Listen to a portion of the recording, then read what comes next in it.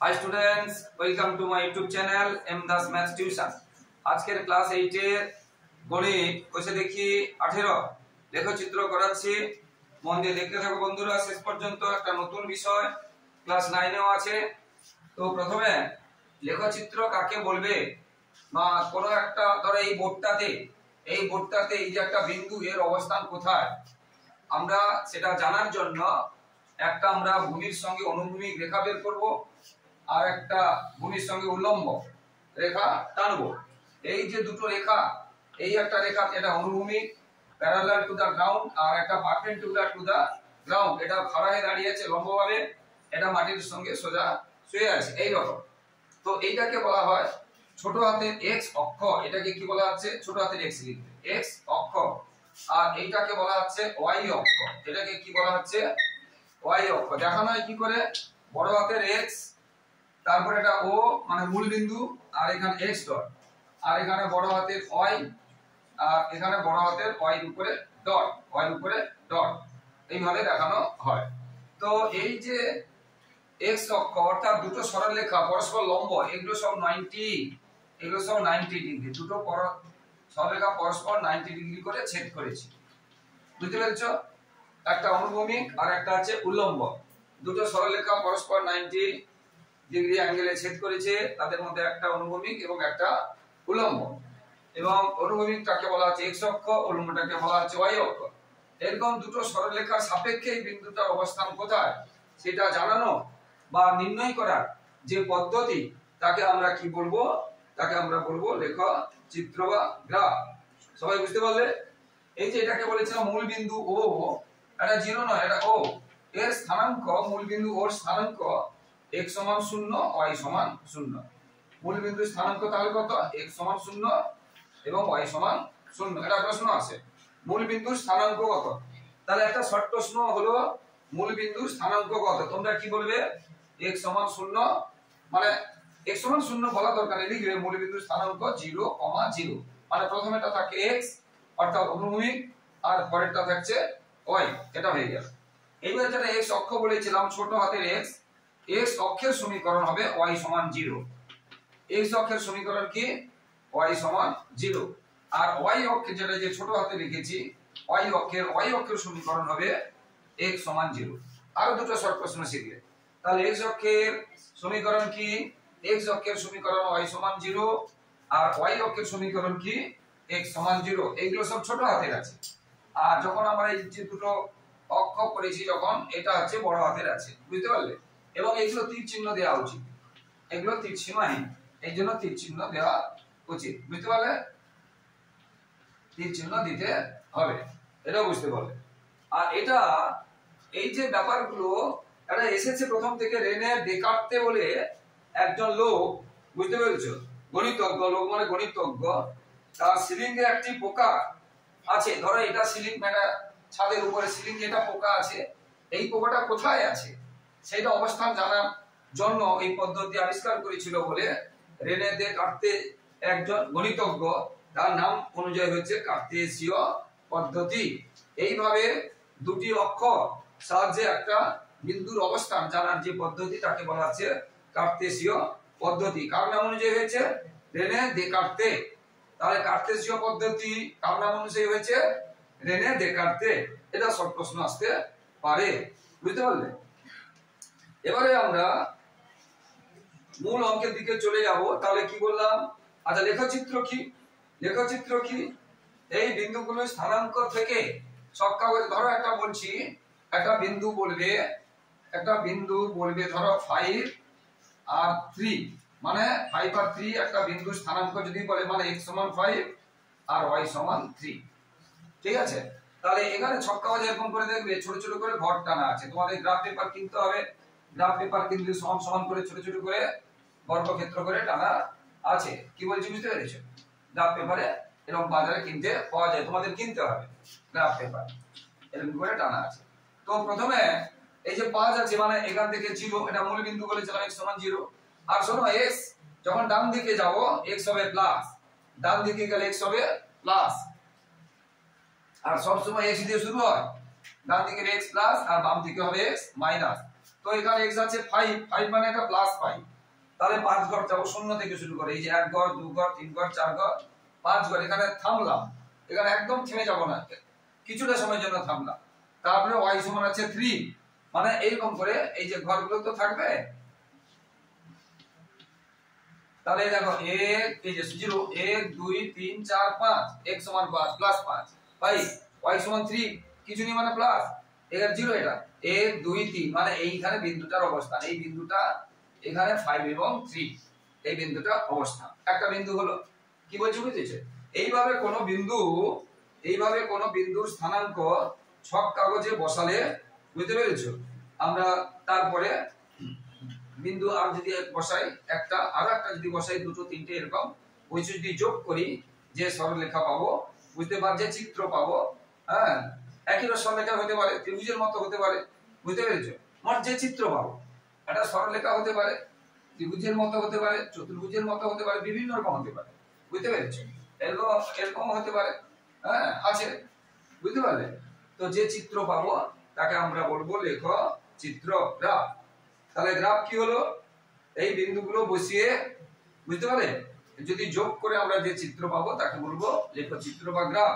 এবং সেই চিত্রটা যদি সরল রেখার মতো হয়, ধরো এই একটা বিন্দু, আমি যেটা বললাম 5 3, আর একটা বিন্দু হয়তো বলেছে, আমি এখানে করছি, ভালো করে বোঝো,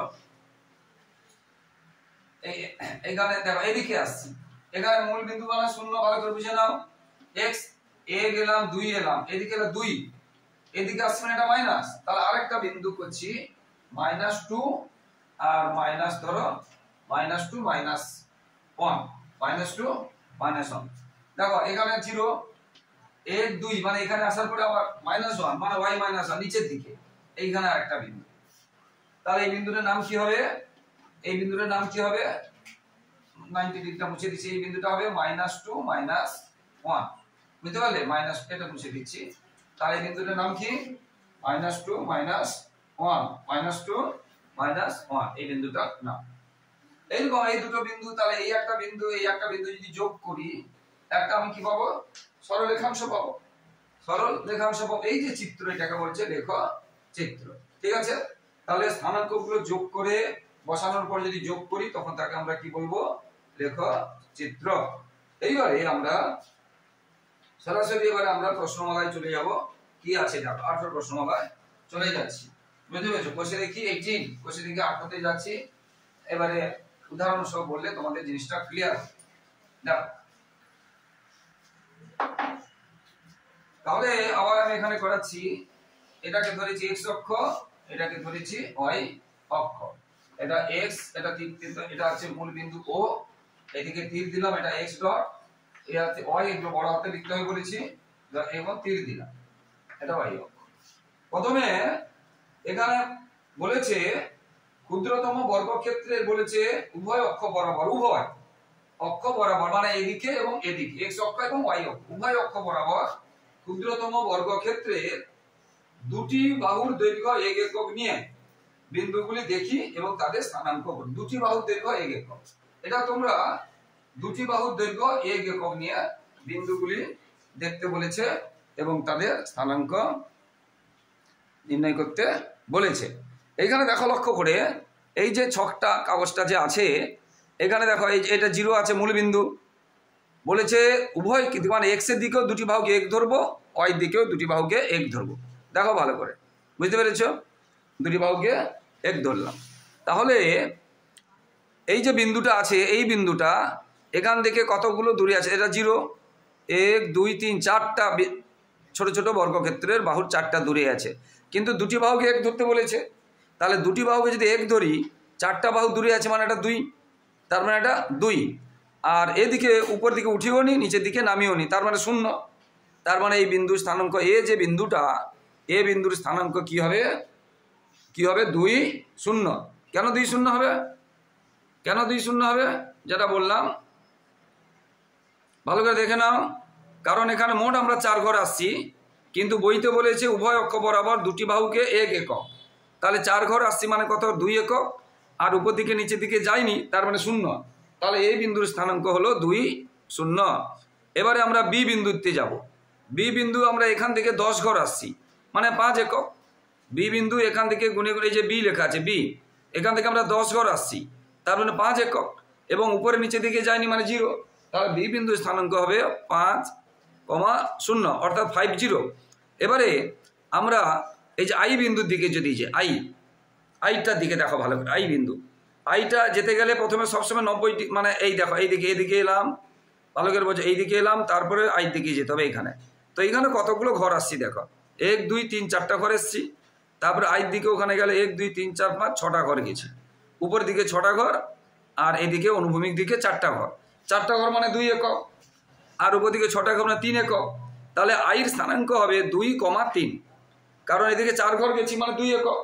এটা বইতে বলে দিয়েছে, প্রশ্নে বলে দিয়েছে অনুভূমিক এবং উলম্ব মানে উভয় অক্ষ বরাবর দুটি বাহুকে 1 একক ধরতে বলেছে। তাহলে আমরা 4টি বাহু এসছি মানে 2 একক, এখানে 6টা বাহু এসছি মানে 3 একক। তাহলে এই আই বিন্দু স্থানাঙ্ক হবে 2,3, মানে x সমান 2 y সমান 3, বুঝতে পারলে? এবার আমি যদি জিতে যাই, জিতে যদি যাই, এখান থেকে গুনে এখানে দেখা যাবে কত এসছি না 14। একটা শোনা গুণা, এই যে একটা ঘর মানে বড় ঘরগুলো, একটার মানে 10, তার মাঝে আবার একটা রং করা আছে তখন মানে 5, তাহলে 10 আর এই যে 5, 15 থেকে কম আছে মানে 14, এক গুনেও যেতে পারো। এটা 10, তারপরে 11 12 13 14, দেখো 14, আর এদিকে কতগুলো গেছি 1 2 3 4, তাহলে 14 আর 4, 14 মানে কত 7 ঘর, তাহলে x সমান 7, আর এখানে 4 মানে কত 2 ঘর, তাহলে এটা হবে 7,2। তাহলে এই যে জি বিন্দুর স্থানাঙ্ক কি হলো 7,2। এইভাবে অঙ্কগুলো হবে, বইতে দেখলে তোমরা বুঝতে পারবে। এফ বিন্দু স্থানাঙ্ক, এফ বিন্দু কি আছে, এরকম 10টা ঘর টানা আছে, 1 2 3 4 5 6 7 8 9 10, এরকম করে ঘরগুলো টানা থাকবে, এদিকেও টানা থাকবে।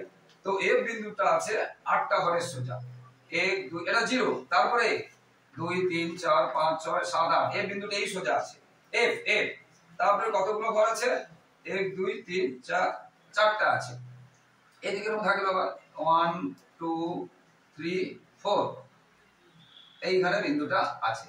তাহলে এদিকে 8 ঘর এসছি আর এদিকে 4 ঘর এসছি, কিন্তু বইতে বলে দিয়েছে দুটো ঘর নিলে কি বলছে বুঝতে পেরেছো, দুটো ঘর নিলে তাহলে 8 ঘর, 8 কে যদি আমরা 8 কে যদি 2 দিয়ে ভাগ করে ডিভিশন করি তাহলে 4 একক পাবো x, আর এদিকে কত 4 একক, 4 কে 2 দিয়ে ভাগ করে 2, তাহলে এই যে বিন্দুটা হলো যেটা আমরা বলছি কি বিন্দুটা বলেছিলাম f, তাহলে f বিন্দুর স্থানাঙ্ক কি হলো 4,2, f বিন্দুর স্থানাঙ্ক হলো 4,2। তাহলে দেখো এই যে f বিন্দুটা দেখো, এখানে আবার কত ঘর এসেছি, আবার এখানে এই দেখো 8 ঘর এসেছি আর এখানে 4 ঘর গেছি, তাহলে 8 ঘর মানে 4 আর 4 ঘর মানে 2, এটা x আর এটা y, ওইটাই ওখানে বোর্ডে দেখালাম, ঠিক আছে। এবারে 2 এর দাগে কি বলছে দেখো, এবারে 2 এর দাগে কি বলছে, 2 এর দাগে বলেছে ছক কাগজে একটা বিন্দু বলেছে 1 0 বিন্দু আর 0 5 বিন্দু, ছক কাগজে একটু আগে যেটা আমরা বললাম, এটাকে আমরা যদি এটাকে মূল বিন্দু ধরি, এটাকে x ধরলাম, এটাকে x ডট ধরলাম, এটা বলেছিলাম এটা y ধরেছি, আর এটাকে y ডট ধরেছি, এটা মূল বিন্দু। আচ্ছা এখানে 2 এরটাতে যেমন একেরটাতে বলেছিল উভয় দিকে দুটি বাহু হচ্ছে 2 একক, মানে দুটি বাহুকে 1 একক, দুটি বাহুকে 1 ধরব, আর 2 এরটাতে কিছু বলেনি, তার মানে একটি বাহুকে আমরা 1 ধরব। বলেছে 1 0, তার মানে এখানে এক ঘর যাব আর ওদিকে কোন দিকেও যাব না, এইটা হয়ে গেল 1 0। এরপর বলছে 0 5, 0 5, ভালো করে বুঝো, প্রথমটা বলছে 1 তারপরে 0, মানে x সমান 1 এক ঘর গেলাম, y সমান আর 0 বলছে তো কোনো ঘর যাব না। এর পরেরটাতে বলছে 0 5, x সমান 0, মানে কোথাও যাব না, এবারে 5 মানে 5 ঘর যেতে হবে, 1 2 3 4 5, তাহলে এই যে বিন্দুটা এটা যে অবস্থানটা কোথায় হবে ছক কাগজে 0 5 এখানে হবে, সবাই বুঝতে পারলে। এরপরে 2 1 2 1, তাহলে এখানে 1 ধরেছি 1 2, এই যে 2 এখানে মাত্র 2 এলাম, এবার 1 মানে আর এদিকে এক ঘর যাব, তাহলে এটা হয়ে যাবে 2 1, মানে এদিকে 2 ঘরে গেলাম, এই যে 1 2, তারপরে এদিকে এক ঘর গেলাম, বুঝতে পেরেছো, এটা হয়ে গেল কত 2 1। এইভাবে হতে থাকবে। 0 0 মানে এটা, 0 0 মানে কোনটা, এটা মূল বিন্দু বলেই দিয়েছি 0 0, বুঝতে পেরেছো। এবারে 3 3, 3 3, এই যে 1 2 এর 3, তারপর আবার এদিকে 1 2 3, তাহলে এটা হয়ে গেল 3 3, এটা হয়ে গেল 3 3। এইভাবে বসাতে হবে। এবং আমরা কি একটা ক্ষুদ্রতম বাহুকে 1 একক ধরেছি। কি বলতো, ক্ষুদ্রতম বর্গক্ষেত্রের একটি বাহুকে 1 একক ধরেছি। লিখে দেবে যে ক্ষুদ্রতম বর্গক্ষেত্রের একটি বাহু সমান 1 একক, এটা লিখে দিতে হবে। বুঝতে পেরেছো? ক্ষুদ্রতম বর্গক্ষেত্রের একটি বাহু সমান 1 একক। এবারে দুইয়েরটা হয়ে গেল। এবার বুঝতে পেরেছো? ঠিক আছে। এইভাবে বিভিন্ন রকম শর্ত বলবে, শর্ত অনুযায়ী করতে হবে। যেমন এবার আমরা 4-টাতে যাচ্ছি। ভালো করে দেখো, শর্তগুলো যেমন দেওয়া থাকবে সেইভাবে করতে হবে। 4-টাতে কি আছে দেখো, 4-টাতে আছে দেখো, এখানে বলেছে x অক্ষ বরাবর ক্ষুদ্রতম বর্গক্ষেত্রের দুটি বাহুকে একটি পেয়ারা ধরতে বলেছে, আর y অক্ষ বরাবর ক্ষুদ্রতম বর্গক্ষেত্রের একটি বাহুকে 1 টাকা ধরতে বলেছে। প্রশ্নের শর্তে দেওয়া আছে। তাহলে x এর দিকে দুটো গেলে 1 ধরবো পেয়ারা একটা, আর y এর দিকে একটা গেলে 1 টাকা ধরতে বলেছে। ঠিক আছে। তাহলে এটা আমরা যদি, তাহলে এই দিকটা কি, এটা x, তাহলে দুটো বাহু গেলে একটা পেয়ারা, আবার দুটো বাহু গেলে একটা পেয়ারা একটা। তাহলে এদিকে কি বলেছে, x এর দিকে দুটো ক্ষুদ্রতম বাহু গেলে 1 একক, দুটো করে 1 একক, আর y দিকে বলেছে একটি বাহু গেলে 1 একক। বুঝতে পারলে? এবারে বলেছে লেখচিত্র থেকে পেয়ারার সংখ্যা ও দামের কি সম্পর্ক। দেখো পরপর দেখো, এদিকে যত বাড়ছে এদিকে যত বাড়ছে, এদিকে যত বাড়ছে এদিকে যত বাড়ছে, মানে দাম বাড়লে বুঝলে পেয়ারার সংখ্যা যত বাড়ছে, এদিকটা কি আছে পেয়ারার সংখ্যা, আর এদিকটা দাম, দেখো লেখা আছে পেয়ারার সংখ্যা। তাহলে এদিকে যত পেয়ারার সংখ্যা বাড়ছে এদিকে দামও বাড়ছে। তাহলে কি সম্পর্ক, না সরল সম্পর্ক। এবারে 4টি পেয়ারার দাম কত, 4টি পেয়ারার দাম কত দেখো, 4টি পেয়ারা মানে আমাদের 8 ঘর যেতে হবে, কারণ এখানে বলেছিল একটি পেয়ারা মানে 2 ঘর। কি, তাহলে 4টি পেয়ারা বলেছে, তাহলে 8 ঘর যেতে হবে। তাহলে ছোট ছোট আমাদের 8টা ঘর যাও, 8টা ঘর মানে এই যে, এবার এই সোজা উপর দিকে উঠে যাও। কোথায় এসেছি আমরা দেখো, 11 না 12-র কাছে এসেছি। দেখো 12-র কাছে, কোথায় এসেছি, 12-র কাছে। তার মানে এটা কি, ওদের বলেছে 12টা ঘর মানে 12 টাকা, কারণ এখানে একটা ঘর মানে 1 টাকা ধরেছে ওই দিকে, এদিকে একটা ঘর মানে 1 টাকা, এদিকে দুটো ঘর মানে একটা পেয়ারা। তাহলে আমরা বুঝতে পেরেছো, 4টা পেয়ারা মানে 8 ঘর যেতে হবে, কারণ দুটো ঘর মানে একটা পেয়ারা। 4টা পেয়ারা মানে 8 ঘর যাবো। 8 ঘর সোজা উঠে দেখলাম 12টা ঘর গেছে মানে 12 টাকা, কারণ একটা ঘর মানে 1 টাকা। তাহলে 4টা পেয়ারার দাম কত হলো, 12 টাকা। ঠিক এইরকম 30 টাকায় কতগুলো পেয়ারা পাওয়া যাবে, 30 টাকায়। তাহলে এইদিকে আমাদের 30 ঘর যেতে হবে, তাহলে এইদিকে আমাদের 30 ঘর যেতে হবে। 30 টাকা বলেছে, 1 টাকা 1 ঘর, 30 টাকায় 1 টাকা 10, 10, 20, 30। দেখো 10, 20, 30। এবার এই সোজা চলে যাও, এবার এই সোজা নামো, এই সোজা গেলে এইটা, এই যে 30 দেখো, এবার এই সোজা নামো। এটা কতগুলো ঘর হয়েছে, 10টা।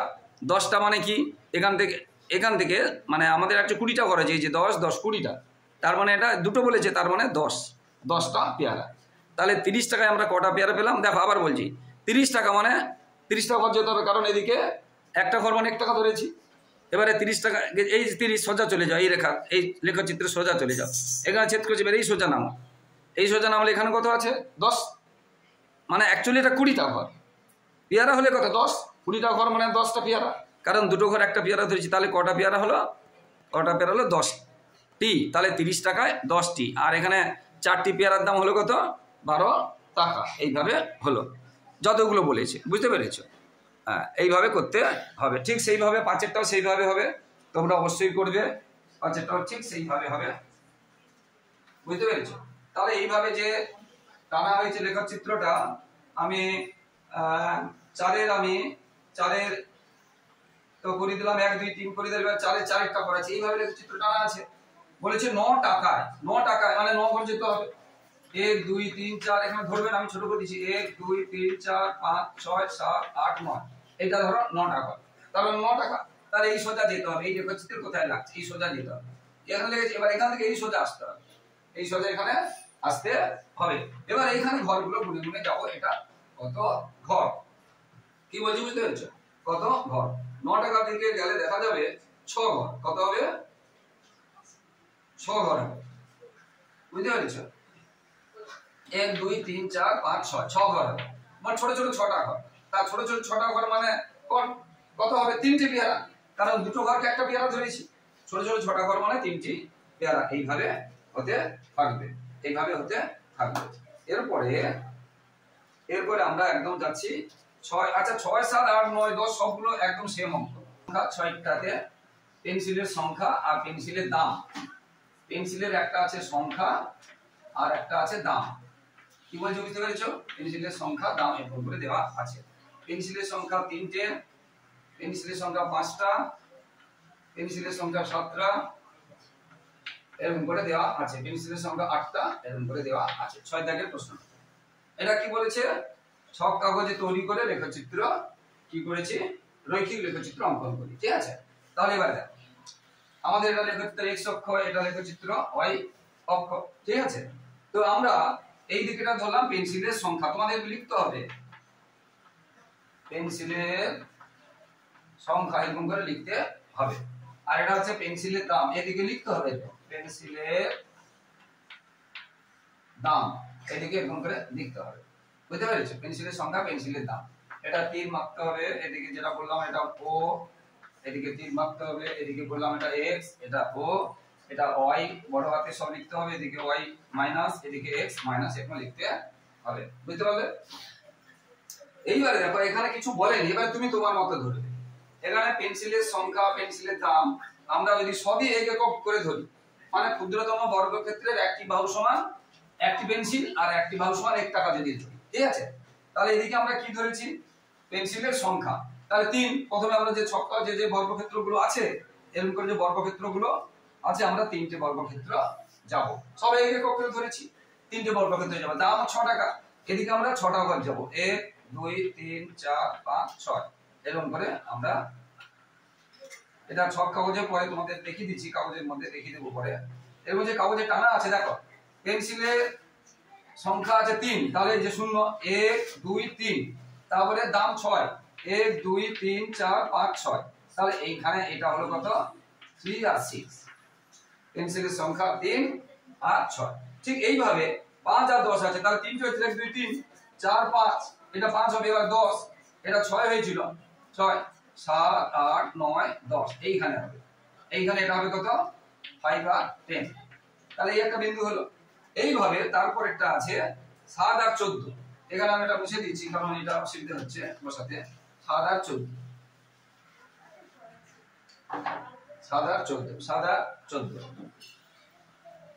দেখো 7, তাহলে আমরা এখানে 5 এসেছিলাম, 6 7, এবার 14, এখানে আমরা 10 এসেছি, তাহলে 14 থেকে আর এখানে ধরো এইখানটায় 14, তাহলে এটা কত হলো? 7 আর 14। এবার দেখো এই যে বিন্দুগুলো পেয়ে গেছি, এটা যোগ করলে দেখা যাবে একটা সরলরেখা হবে, তার নাম দিয়ে দিলাম ধরো এ বি, সরলরেখা হবে। বুঝতে পেরেছো? যদি দেখো যে সরলরেখা হচ্ছে না, ধরো এই একটা বিন্দু, এই একটা বিন্দু, এই একটা বিন্দু, তো যোগ করতে পারবে না, কারণ এটা তোমাদের কি লেখচিত্র বলেছিলাম? রৈখিক। এটা কি বলেছিলাম? রৈখিক মানে সরলরেখা। তোমাদের তো এখন ত্রিভুজ চতুর্ভুজ নেই এটাতে, আর যখন দেখবে এরকম হয়ে সোজা হয়নি, তার মানে বুঝবে তোমার কোথাও বসাতে ভুল হয়েছে, কোথাও বসাতে ভুল হয়েছে। তাহলে এটা আমরা আঁকলাম, এবং এই যে আঁকলাম এটা তোমরা নিচে লিখবে, এখানে জায়গা নেই, তাহলে আমরা এখন কি লিখছি? x অক্ষ বরাবর, x অক্ষ বরাবর লিখতেই হবে, x অক্ষ বরাবর ক্ষুদ্রতম বর্গক্ষেত্রে, ক্ষুদ্রতম বর্গক্ষেত্রের একটি বাহু, বা একটিকে আমরা একটি না লিখে প্রতিটাও লিখতে পারি, একটিকে একটি না লিখে আমরা প্রতিটাও লিখতে পারি। একটি বাহুর দৈর্ঘ্য, ক্ষুদ্রতম বর্গক্ষেত্রের একটি বাহুর দৈর্ঘ্য, x অক্ষ বরাবর আমরা কি ধরেছি? পেন্সিলের সংখ্যা। একটি বাহুর দৈর্ঘ্য সমান একটি পেন্সিল, একটি পেন্সিল। কি বুঝতে পারলে? এদিকে পেন্সিল ধরেছি, ঠিক সেই রকম পরে আবার লিখবে x অক্ষ ধরেছি, এবারে y অক্ষ বরাবর ক্ষুদ্রতম বর্গক্ষেত্রের একটি বাহুর দৈর্ঘ্য সমান আমরা কি লিখবো? 1 টাকা। এদিকে আমরা একটা ঘর গেলে 1 টাকা ধরেছি। কি বলছি বুঝতে পেরেছো? তাহলে এগুলো আমরা এইভাবে ধরতে লিখবো, এটা হয়ে গেল। এবার একটা কথা এখানে বলছি, ভালো করে শোনো। যেহেতু এই সংখ্যাগুলো এটাতে মাত্র দেখো কি কি ছিল? 3 6, তারপরে ছিল 5 10, তারপরে ছিল 7 14, মানে সংখ্যাগুলো দেখো 3 5 7 6 10 14, কম কম সংখ্যা ছিল, কম কম সংখ্যা ছিল। সেই ক্ষেত্রে আমরা এটা তো বুঝিয়ে দিলাম, এরকম কেউ করতে পারো। এবার যখনই কম কম সংখ্যা থাকবে, আমরা এই একটা ঘরকে এক না ধরে আমরা একটু বেশি ধরতে পারি, দুটো ঘরকে ধরতে পারি, কি 3টে ঘরকে কি 4টা ঘরকে ধরতে পারি, মানে দুটো ঘরেই ধরবে। যদি এটা দুটো করে ধরতাম, এটা তো একবার হয়ে গেল, এবার আমি যদি দুটো করে ধরতাম ক্ষুদ্রতম বর্গক্ষেত্রে, এখানে এক না লিখে যদি দুটো ধরতাম, দুটো বাহুকে দৈর্ঘ্যে একটি পেন্সিল আর অক্ষ বরাবর, এটাও তো আমরা ওই দুটো বাহুকে যদি ধরতাম, বুঝতে পেরেছো? তাহলে প্রথমে 3, তখন আমাদের কত যেতে হতো? 1 2 3 4 5 6, এটা যেতে হতো, এতটা আসার পরে 6, মানে এবারে এদিকে কত ঘর যেতে হতো? 12 ঘর যেতে হতো। কি বুঝতে পেরেছো? বুঝতে পেরেছো? 3 আর 6 আমরা দুটো করে ধরেছি তো, তাহলে প্রথমে 1 2 3 4 5 6, 3 মানে 6টা ঘর যেতে হবে, আর এদিকে 6 মানে 12টা ঘর যেতে হবে, এরকম করে। কি বলছি তো, ধরো এইখানে হতো, তখন এইখানে, তখন এটা কি হয়ে যেত? তখন আলাদা হয়ে যেত, তখন এইখানে হয়ে যেত এটা 3 আর 6। কেন হতো না? আমরা x এর দিকেও দুটো ঘরকে 1 ধরেছি, আর এদিকেও আমরা দুটো ঘরকে 1 ধরেছি, মানে 1 টাকা।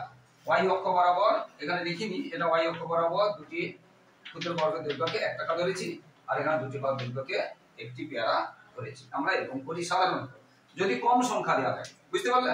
এটা হয়ে গেল। তারপর দুই রকম বললাম, একবার কম সংখ্যা মানে একটা একটা ঘরকে 1 টাকা বা একটা একটা ঘরকে একটি পেয়ারা ধরে করলাম, আর একবার দুটোকে ধরে করলাম। বুঝতে পারলে? এরপরে 9টা 10টা 9টা এবং 8এরটা দেখো, 9 আর 8 বেশি ইম্পর্টেন্ট আছে, 9 এবং 8 বেশি ইম্পর্টেন্ট আছে। 9 এবং 8 দুটো একই রকম আছে, 9 এবং 8। বুঝতে পারলে? এরপরে 8এরটা দেখো, 8এরটা ছক কাগজে তোমাদের করানো হচ্ছে। 8এরটাতে কি আছে? ব্যাগের সংখ্যা দেওয়া আছে 1 2 3 4, এবং একটি ব্যাগের দাম দেওয়া আছে টাকায় 50 টাকা, দুটির দাম 100 টাকা, তিনটির দাম 150 টাকা, চারটির দাম 200 টাকা। এখানে ভালো করে লক্ষ্য করে দেখো, এখানে ছক কাগজ তৈরি করি এবং লেখচিত্র রৈখিক কিনা লিখি, দেখি। দেখো এখানে মাত্র 1 2 3 4 আছে, তাহলে ব্যাগের সংখ্যা খুব কম কম সংখ্যা আছে। তাহলে আমরা এই একটা ব্যাগকে আমরা অনেকগুলো ঘর ধরবো, ধরো 4টা ঘর কি 5টা ঘর কি 2টো ঘর ধরবো, অর্থাৎ আমরা 5টা ঘর সমান একটা ব্যাগ ধরবো। অর্থাৎ 5 ঘর গেলে 1 ব্যাগ হবে, আবার 5 ঘর গেলে 2টো ব্যাগ হবে, আবার 5 ঘর গেলে 3টে ব্যাগ হবে। আর ব্যাগের দামটা দেখো অনেক বড় টাকা আছে, 200 টাকা আছে। আমরা 200 ঘর পাবো না, আমরা 200 ঘর পাবো না। x অক্ষ বরাবর আমরা ব্যাগের দাম ধরবো, আর y অক্ষ বরাবর ব্যাগের সংখ্যা ধরবো। তাহলে এখানে যেহেতু সংখ্যা মাত্র 4 আছে, তাহলে আমরা কি করব? আমরা অনেকগুলো ঘরকে এক একক ধরবো বা একটি ব্যাগ ধরবো। আমরা এই অঙ্কে 5টি ঘরকে একটি ব্যাগ ধরবো। আর যেহেতু টাকা 200 আছে, আমরা একটা ঘরকে বেশি টাকা ধরবো। যেহেতু এখানে সংখ্যা বড়, তাহলে একটি ঘরকে বেশি সংখ্যা ধরতে হবে। আর ব্যাগের ক্ষেত্রে যেহেতু সংখ্যাটা কম, সেই জন্য বেশি ঘরকে এক ধরতে হবে। ঠিক আছে? এখানে আমরা কি করব? এক্স অক্ষ বরাবর যেহেতু ব্যাগটা 200 টাকা আছে হাইয়েস্ট, তাহলে আমরা কি করব? একটি ঘরকে 5 টাকা ধরবো। ঠিক আছে? এবারে দেখো, তাহলে যে কথাটা বললাম ওইটাই লিখে দেখাচ্ছি। দেখো 8এর দাগেরটা কি আছে, কি বললাম?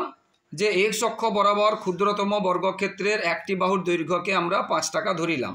এক্স অক্ষ বরাবর মানে এই দিকটা, এক্স অক্ষ বরাবর মানে এই দিকটা বা অনুভূমিক দিকটা, এটা হচ্ছে এক্স অক্ষ। বুঝতে পারলে? এটা এক্স অক্ষ। তাহলে কি ধরলাম? একটি এই যে ছোট বাহু, এই যে এইখান থেকে এইটা সমান 5 টাকা ধরলাম। তাহলে 1টা 2টো 3টে 4টা 5টা 6টা 7টা 8টা 9টা 10টা, তাহলে 10টা ঘর আসা মানে 50 টাকা হয়ে গেল, কারণ একটা ঘরকে 5 টাকা ধরেছি। আবার 10টা ঘর হলে আবার 50 টাকা, তার মানে এখান থেকে এটা 100 টাকা হলো। এইভাবে হতে থাকবে। আর এই দিকে কি ধরেছি?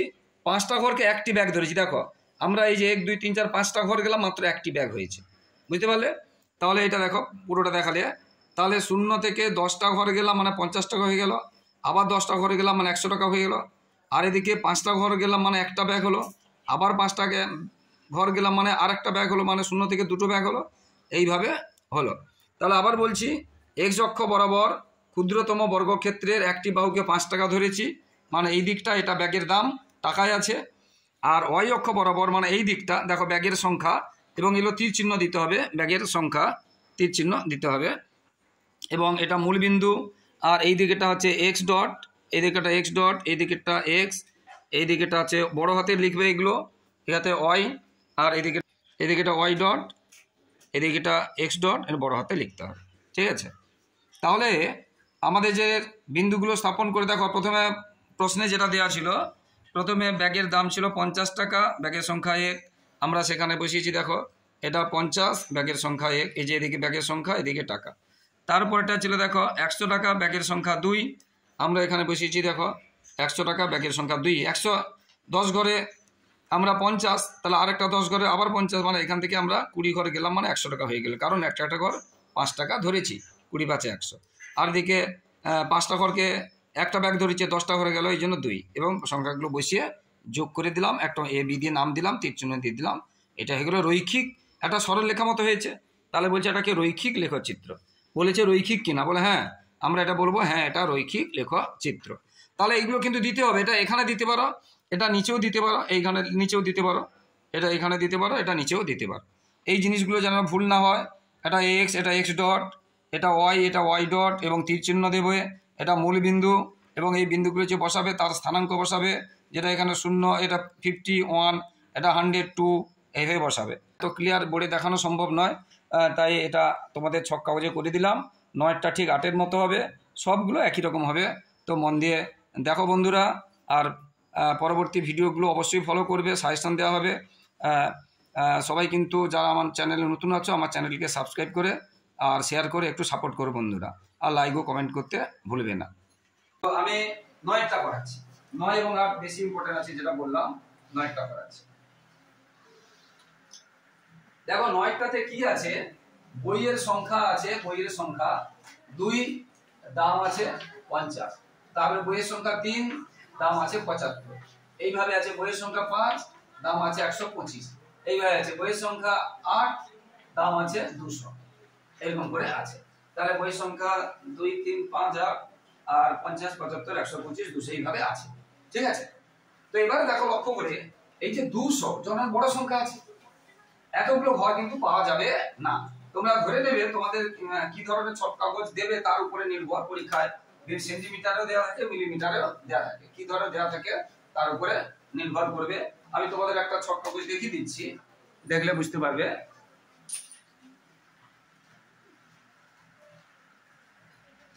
দেখো এইরকম একটা ছক কাগজ, এটা খুব সহজ, এটা এইরকম একটা ছক কাগজ, দেখো ভালো করে, এরকম একটা ছক কাগজ। এইরকম যদি লক্ষ্য করে দেখো, এখানে 5টার পরে একটা মোটা চিহ্ন হয়েছে, আবার 5টার পরে, অর্থাৎ 10টা, এরকম করে দেখো, লক্ষ্য করে, এরকম একটা ছক কাগজ, হ্যাঁ এটা ছক কাগজ এরকম থাকে। এর থেকে আরেকটা ছোট ছক কাগজ থাকে, এর থেকে কিভাবে ছক কাগজ আছে তার উপরে অনেকটা নির্ভর, ঠিক আছে। তাহলে ওই ছক কাগজগুলো থাকলে ওইটাতে আমরা দেখতে পাবো যে এদিকে খুব বেশি ঘর পাবো না, এদিকে খুব বেশি ঘর পাবো না। ভালো করে ছক কাগজের পুরো পৃষ্ঠাটা যদি আমরা উল্টাই, এখানে কতগুলো ঘর পাচ্ছি দেখে না, এখানে যদি কতগুলো ঘর পাচ্ছি দেখে না, প্রথম থেকে একদম শেষ পর্যন্ত। দেখো এখান থেকে একটু তো ছাড়তে হবে, এখানে একটু ছাড়তে হবে, এখানে ছেড়ে দিলাম, এখানে ছেড়ে দিলাম, তাহলে 10, 20, 30, 40, 50, এদিকে 10, 20, 30, 40, 50, 60, 70, মানে এদিকে আমরা 50, 60 ঘর পাবো, এদিকে এরকম 60, মানে 60, 70 ঘর পাবো, বেশি পাবো না। তাহলে এদিকে আমরা 50 ঘর পাবো, আর এদিকে আমরা 60 ঘর কি 70 ঘর পেতে পারি, এদিকে 50 থেকে 60 ঘর পেতে পারি। তাহলে কিন্তু আছে কত, 200। আমরা বলেছিলাম এখানে ছোট থাকলে তাকে বড় করব, আর বড় থাকলে তাকে ছোট করব, বুঝতে পারলে, বড় থাকলে। আবার এই যে সংখ্যাগুলো আছে এর মধ্যে একটা মিল দেখে নাও, এমন একটা ধরবে যে 3-এর নামটা ধরলে দেখো 125টা পাবো না, 200টাও পাবো না, এমন সংখ্যাগুলো আছে দেখে নিতে হবে। যেমন 8এরটাতে দেখো আছে, 8এরটাতে এই সংখ্যাগুলো ছিল 50, 100, 150 আর 200। দেখো এগুলোর মধ্যে একটা মিল আছে, দেখো 50-50 করে বেড়েছে, বা 25 দিলাম ধরতে পারি। এটাও তো দেখো 50-এর পরে 75 মানে 25, এটা 125, তারপর 200 মানে এটা 25-এর সঙ্গে মিল আছে। 50 মিল করলে এটা থেকে আমরা এটা পাবো, এটা পাবো না, এটার থেকে তখন কি ধরবো বলছি, আর এটাকে আমরা 50 ধরলে হবে, আবার 25 ধরলেও হবে। এটাতে 50 ধরলে অসুবিধা হবে, 50 25 হয়ে গেছে, 75 হয়ে গেছে, 125 মিল নেই, এখানে 25 ধরবো, আর এখানে কি ধরবো 50 ধরবো, বা এখানে 5, এখানে সবগুলো 5 করতে পারি, এখানে 5 করতে পারি। 200 কে যদি 5 দিয়ে ভাগ করি, 5 4 20 0, তাহলে কতগুলো ঘর পাচ্ছি এদিকে 40 ঘর। আমাদের বলেছি কত ঘর আমরা পেতে পারি, 50 ঘর পেতে পারি, কি বলছি বুঝতে পেরেছো? তাহলে এটা যদি এই যে সংখ্যাগুলো এটা 5-এর গুণিত, 5-এর মানে সবগুলোকে 5 দিয়ে ভাগ যাবে, এটাকে সবগুলোকে 5 দিয়ে ভাগ যাবে, কিন্তু আমি 3 দিয়ে ধরে এটা যাবে, বুঝতে পেরেছো, কিন্তু এগুলো যাবে না, সেজন্য এটা 5 দিয়ে ভাগ করলাম, এটাও 5 দিয়ে ভাগ করলাম, অর্থাৎ 5 দিয়ে ভাগ করে আমরা কত পেলাম, 40টা ঘর পেলাম, অর্থাৎ 40টা ঘর পাবো।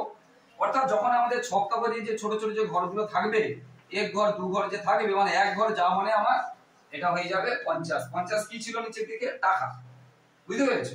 তাহলে এক ঘর যাওয়া মানে 50 টাকা, আবার একটা ঘর 50, তাহলে 5 ঘর যাব, এই যে 50 5 একে 5 10, তাহলে মানে 10 ঘর যদি যাই আমার 50 টাকা হয়ে যাবে।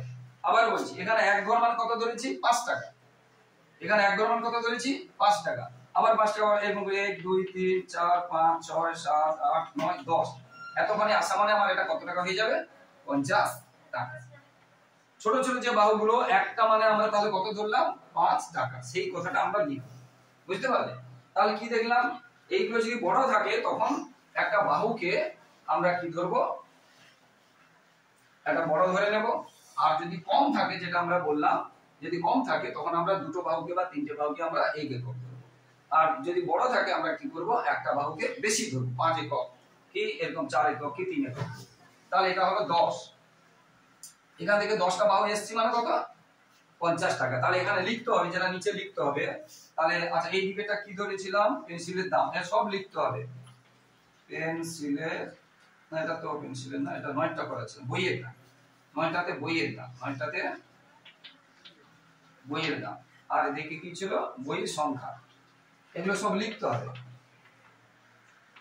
এবার তীর দিতে হবে বইয়ের দাম বইয়ের সংখ্যা, এবং এর নিচে লিখতে হবে, বা এখানে জায়গা থাকলে এই কোণেও লেখা যায়, এই জায়গা থাকলে এখানেও লেখা যায়, নাহলে নিচেও লেখা যায়। কি লিখবে, আমরা কতগুলো কি ধরেছি, কতগুলো কি ধরেছি, তাহলে আমরা x অক্ষ বরাবর বা অনুভূমিক দিকে, x অক্ষকে আমরা কি বলি অনুভূমিক বলতে পারি বা x অক্ষ বলতে পারি।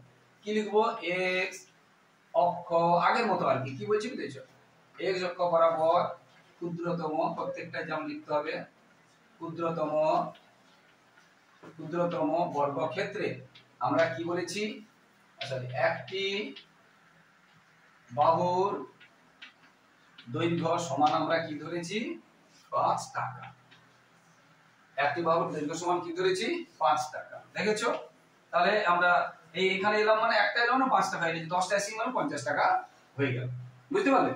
হ্যাঁ, আর এদিকে আবার দেখো, এদিকে আমরা কি ধরতে পারি, এদিকে দুই মাত্র কি কি সংখ্যা ছিল 2 50 3 75 এইভাবে ছিল, 5 125 আরো ছিল 8 আর 200, ঠিক আছে? এদিকে মাত্র দেখো কম কম সংখ্যা আছে, ভালো করে বলছি, এদিকে বড় সংখ্যা আছে, এদিকে বেশি সংখ্যা আছে, এদিকে কম সংখ্যা আছে। কম সংখ্যা থাকলে আমরা কি বলেছিলাম একটু বাড়িয়ে দেবো, আর বেশি সংখ্যা থাকলে আমরা কি করেছিলাম কমিয়ে দেবো। তাহলে 2 আছে, তাহলে এখানে আমরা দু রকম করতে পারি, ভালো করে বলছো, একটা ঘরে 1 দুটো ঘর 2 যেতে পারি, অথবা 2 ঘরকে 1 ধরলাম মানে 4 ঘর যাওয়ার পরে আমরা 2 ধরতে পারি, বুঝতে পারলে? তাহলে ছবিটা পরিষ্কার হবে, ছবিটা গায়ে গায়ে হবে না, পরিষ্কার বিন্দুগুলো গায়ে গায়ে হবে না। এখানে ভালো করে বোঝো আমি কি বলছি, এখানে বড় বড় সংখ্যা আছে ওই জন্য একটা ঘরকে বেশি ধরলাম 5 একক ধরলাম, এখানে কম কম সংখ্যা আছে সেই জন্য একটা ঘরকে 1 না ধরে দুটো ঘরকে 1 ধরবো। তাহলে এখানে 2 আছে, তাহলে এই দুটোর পরে এটা 1, আবার দুটোর পরে এখানে এটা কত হয়ে গেল 5, এটা 10, এটা 15 এর গুণ করেছিলাম, এটা কত হয়ে গেল আচ্ছা 1 তাহলে এখানে 2 আছে, তার মানে এইটা অর্থাৎ এখানে 10 মানে 50 হলো, আর এদিকে 4 ঘর যাব, 1 ঘর 2 ঘর 3 ঘর 4 ঘর মানে এইটা হয়ে যাবে, এটা বিন্দুটা স্থানাঙ্ক কত হবে 2,50, বুঝতে পারলে? ঠিক সেইভাবে পরেরটা 3,75, আচ্ছা 50 হয়েছে, 50 55 60 65 70 75, একটা 5 তো এখানে তো 50 এসেছি, এবার 75 বলছে 75, তাহলে বুঝতে পেরেছো 2 3 4 5 5 5 25 50, তাহলে এটা হলো 75। আর এদিকে কত বলছে 3 মানে 6 ঘর যাব, 2 ঘরকে 1 ধরেছি 6 ঘর যাব, বুঝতে পেরেছো 1 2 3 এটা 4 ছিল 5 6 এইটা, তাহলে এখানে এটা কি হবে, এটা হবে 3 এবং 75, এই বিন্দুটা হবে 375, এটা হয়ে যাবে, বুঝতে পারলে? ঠিক তারপর একটা আছে 5 আর 100, এটা মুছে দিচ্ছি এবারে 5 আর 125। তাহলে y অক্ষরটা কি ধরেছি লেখা হলো না, y মুছে দিলাম, x অক্ষরটা লিখে দিয়েছিলাম, y অক্ষরটা তাহলে কি লিখবে, y অক্ষ বরাবর ক্ষুদ্রতম বর্গক্ষেত্রে আমরা কি ধরেছি, ক্ষুদ্রতম বর্গ হচ্ছে দুটি বাহুর দৈর্ঘ্য একটি বই, দুটি বাহুর দৈর্ঘ্য সমান একটি বই, বুঝতে পারলে? কারণ এখানে ছোট ছিল তাকে বড় করেছি, এটা বড় ছিল তাকে ছোট করেছি। আবার বলছি এখানে একটি বাহু 5 টাকা ধরেছি, আর এখানে দুটি বাহু একটি বই ধরেছি, বুঝতে পারলে? আচ্ছা, এর পরেরটা আছে 5টি বই, মানে আমাদের 10 ঘর যেতে হবে। 5টি বই মানে কত? উপর দিকে ক ঘর যেতে হবে? 10 ঘর। আর কি 125 টাকা, এরা 50, এরা 50, আর 1 2 3 4 5 6 7 8 9 10, এখানে কত হবে? 100। এবার আছে 125, আরো 5 ঘর, 1 2 3 4 5, এইখানে চলে আসে 1 2 3 4 5, এটা হবে 125। আর এদিকে যাওয়ার পর এদিকে কত ঘর বলেছে? 5 ঘর, মানে 10 ঘর যাব। কি বলছে বুঝতে পেরেছো? 5টি বই বলেছে, মানে এদিকে কত ঘর যাব? 10টি বই। কত ঘর যাব? 5 ঘর বলছে না, তাহলে 10টি যাব। তো এখানে মাত্র কত হয়েছে? তো 6 নাকি? 6 এর সাথে এটা 7 8 9 10, এইখানে এটা তাহলে কত হলো? 125,5, বুঝতে পারলে? এইবারে আরো একটা আছে, এইভাবে এবারে কি করতে হবে? সরলরেখা টানতে হবে, তীর চিহ্ন দিতে হবে এবং নাম দিতে হবে। আরো একটা আছে কিন্তু জায়গা নেই বলে বসাচ্ছি না। আশা করি তোমরা এটা বুঝতে পেরেছো। যারা আমার ইউটিউব চ্যানেলে দেখছো সকলকে অত্যন্ত শুভেচ্ছা, ধন্যবাদ। আর যারা আমার চ্যানেলে নতুন, প্রিয় ছাত্রছাত্রী, তোমরা কিন্তু আমার চ্যানেলটি সাবস্ক্রাইব করে একটু সাপোর্ট করো বন্ধুরা। লাইক ও কমেন্ট করতে ভুলো না। সবার পড়াশোনা ভালো হোক, ভবিষ্যৎ ভালো হোক এবং পরবর্তী ভিডিওগুলো দেখতে থাকো। সাজেশন দেওয়া হবে পরীক্ষার জন্য, থার্ড ইউনিটের জন্য, তাই মন দিয়ে দেখতে থাকো। জয় হিন্দ, বন্দে মাতরম।